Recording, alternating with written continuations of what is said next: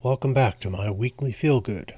That lone bright spot in a sea of sophomoric dialogue, imbecilic writing, and performances that look like they are being phoned in from poolside in the Hollywood Hills. This is the spoiler-free House of the Dragon review for episode 8. We have just 2 episodes left, and I'm honestly sad about that. This week's episode was once again pushing the bar upward, off of a somewhat down week last week. With only a few exceptions, everyone was back on their game this week. So let's go through the highs and lows as they occurred.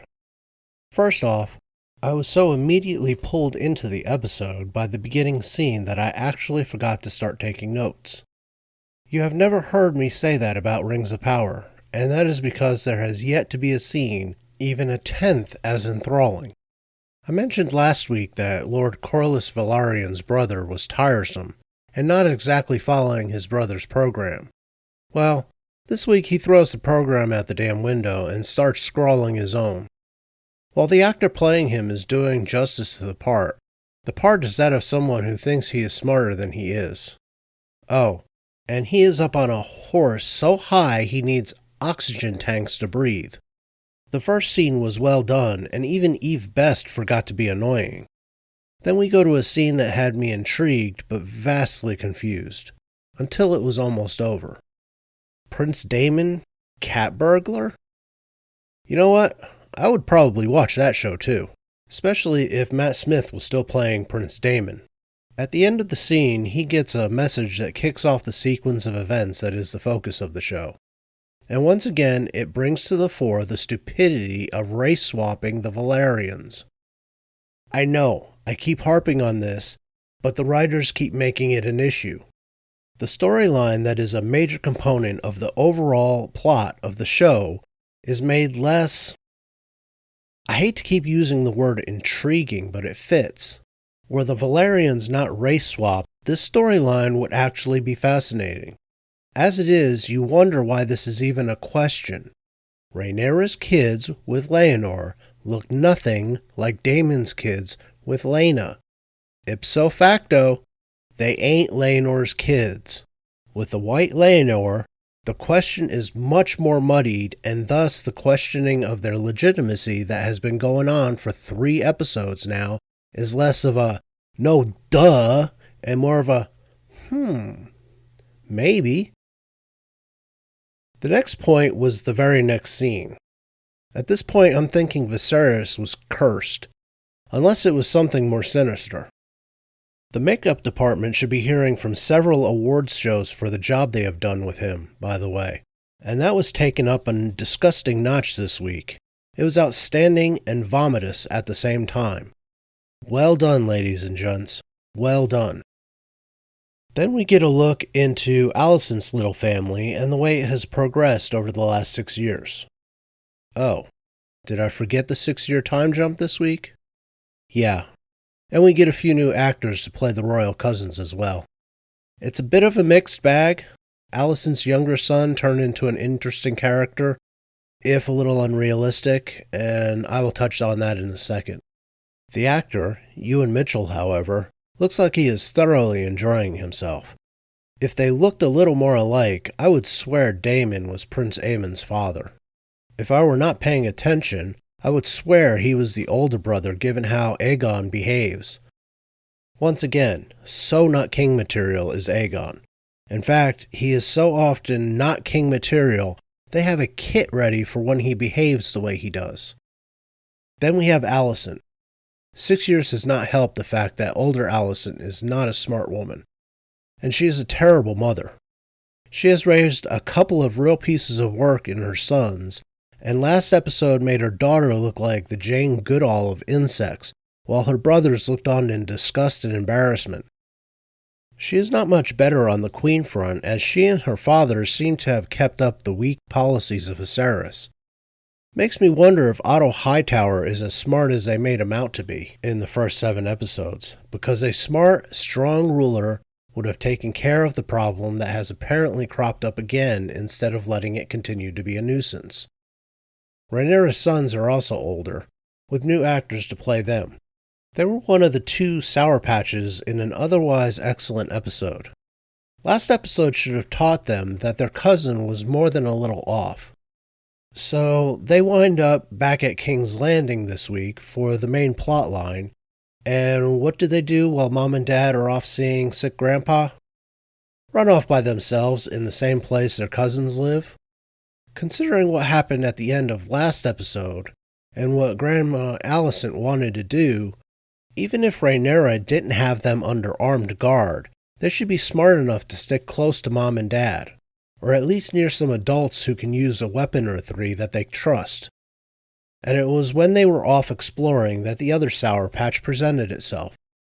I won't get into specifics for those who did not watch last week, but let me just say that people who lose an eye, even if they have time to get used to it, do not make good warriors. They lack depth perception, and literally have a blind spot that makes it easier to attack them. Sir Criston Cole was in the scene as well, but it was brief, so nothing to say about him other than his choice of weapon. Morningstar chain maces look cool, but chain maces in general are not very good weapons. The way you have to use them leaves you too open for attack, and they are lousy for defense. If I were a betting man and you had two fairly equally good men, one using a chain mace and the other using a sword or an axe, I would bet against the chain mace wielder. Then we have another terrible wig sighting. Actually, by the end of the episode it was several. But the first one was one of Daemon's daughters. The Valyrian wigs have been atrocious since the beginning, but that poor girl looked like she was wearing ragdoll hair. It looked so fake. It might as well have been yarn. The standout in this episode was Emma Darcy. By the midpoint of the show, I think I was liking her performance almost as much as I did Millie Alcock's. Millie Alcock was more innocent and more likable, but Darcy has finally relaxed into the role. The stiffness of her first episode was gone, and she just was Princess Rhaenyra this week. I mentioned Paddy Considine's Viserys in passing when praising the makeup department, but he deserves a mention all of his own. Watching him over 8 episodes as he slowly decays has been painful and uncomfortable to watch, which is exactly how it should be. And Considine has played the Cursed King to perfection, and this episode might just be his best performance of them all. The episode was winding down, and I had to stop the show and check the showrunners' names again.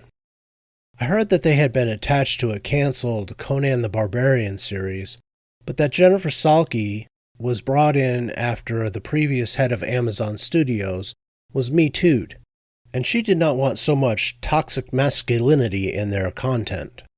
Warner Brothers then snapped them up and put them in charge of House of the Dragon. To drive the knife deeper, Warner Brothers waited until Amazon announced the date for Rings of Power to schedule House of the Dragon, and premiered it a couple of weeks ahead. And since House of the Dragon has 10 episodes, and Rings of Power is only 8, and episodes 1 and 2 of Rings of Power were premiered together, House of the Dragon will be on 2 weeks after Rings of Power ends the first season. I mentioned all of this to ask, how the hell do you so spectacularly screw up Amazon? Ryan Condal and Miguel Sapochnik will be doing for you what they are doing for Warner Brothers, but with an IP that is globally known and does not have the stink of Game of Thrones Season 8 to overcome. Instead, Salke went with 2 guys in J.D. Payne and Patrick McKay, who have been failing upwards over at Jar Jar Abrams' bad reboot. Jeff, baby, we gotta talk again. Are you paying attention yet? I have heard rumors that if Season 1 of Rings of Power is bad enough, everyone up to Jennifer Salke is going to be axed. Jeff, seriously dude, how is that chick safe? Does she have, pictures on you or something? You put a $1 billion mess like this out on your streaming service, and the studio head should be the first one on the chopping block, with everyone else in line behind her. Anyway, as I was saying, I had to stop the episode to check that because the dialogue was just delicious. Nearly every scene was just dripping with meaning and emotion. and it only got better as we headed into the climax scene of the episode. It was a dinner that was just gold. Tense and awkward and menacing and vomitous. Oh, sorry. That last one was because Viserys showed up. And as the episode wound down, I realized that not much had happened beyond talk. There was a minor action scene that was more of a setup for something else and to show off how the character had progressed. And that was about it. How can House of the Dragon have an entire episode of talk with little happening and it be so good, while Amazon has an entire episode of battle and it is the dumbest crap put to pixels? Writers, actors, editors, and direction that is not completely incompetent at nearly everything. That's how. We have the 2 showrunners for another 2 episodes before Miguel Sapochnik bows out and Ryan Condal rides solo for season 2. I gather from an article I read that he wants to try to do something not Game of Thrones for once. I know Sapochnik worked on the original Game of Thrones, and he probably wanted to see if he could redeem the brand just a little bit after the sour ending that show had. Given the fact that House of the Dragon has Game of Thrones up on the streaming charts, I'm going to say he has been pretty successful. So next week is the penultimate episode. Given how this one ended, things are about to get Game of Thronesy, and I can't wait to see how they end this season. I've been shocked at how much I have liked this show so far, since I was one of the naysayers who thought it would be almost as bad, if not worse, than Rings of Power. Thus far, I am pleased to have been proven wrong by good acting and even better writing. That is all I have for you this time out. If you like what I do here, hit the like button, subscribe to the channel, make sure the bell icon is clicked on so that you are notified when new videos are uploaded, and comment down below to help me out with the YouTube algorithm. I will be back tomorrow with the second half of the Ripverse ISOM 1 commentary. Thanks for watching. Tschüss.